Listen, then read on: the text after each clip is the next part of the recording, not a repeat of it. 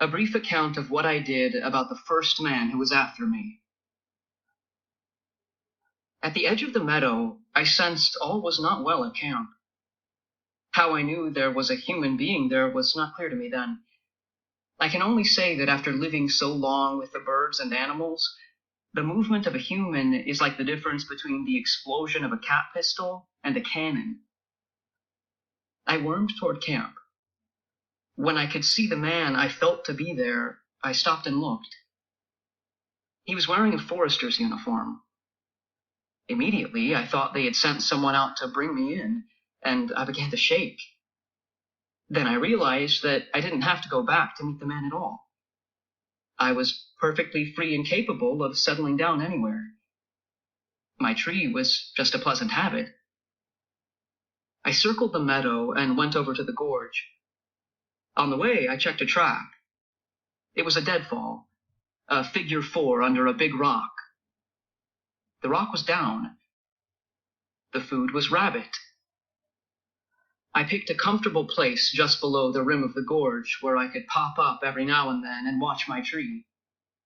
Here, I dressed down the rabbit and fed Frightful some of the more savory bites from a young falcon's point of view: the liver, the heart, the brain.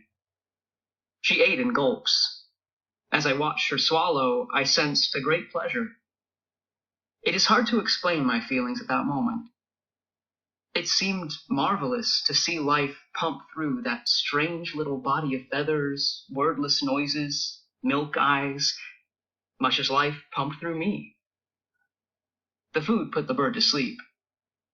I watched her eyelids close from the bottom up, and her head quiver. The fuzzy body rocked, the tail spread to steady it, and the little duck hawk almost sighed as she sank into the leaves, sleeping. I had lots of time. I was going to wait for the man to leave. So I stared at my bird. The beautiful details of the new feathers, the fern-like lashes along the lids, the saucy bristles at the base of the beak. Pleasant hours passed. Frightful would awaken, I would feed her, she would fall back to sleep, and I would watch the breath rock her body ever so slightly.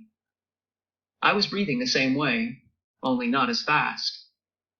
Her heart beat much faster than mine. She was designed to her bones for a swifter life. It finally occurred to me that I was very hungry. I stood up to see if the man were gone. He was yawning and pacing. The sun was slanting on him now, and I could see him quite well. He was a fire warden.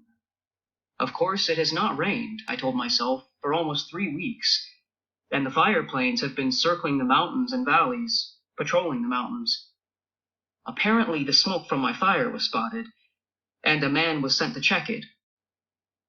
I recalled the bare, trampled ground around the tree, the fireplace of rocks filled with ashes, the wood chips from the making of my bed, and resolved hereafter to keep my yard clean.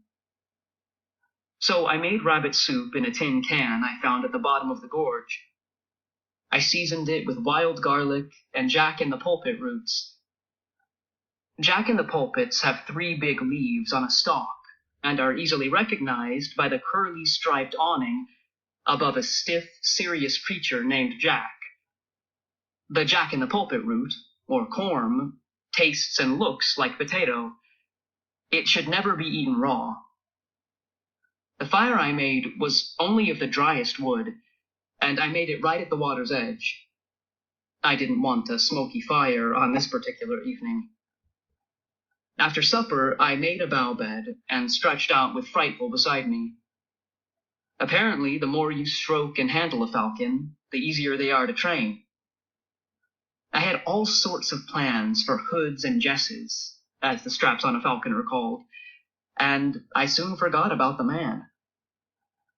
Stretched on the boughs, I listened to the wood peewees calling their haunting good nights until I fell sound asleep.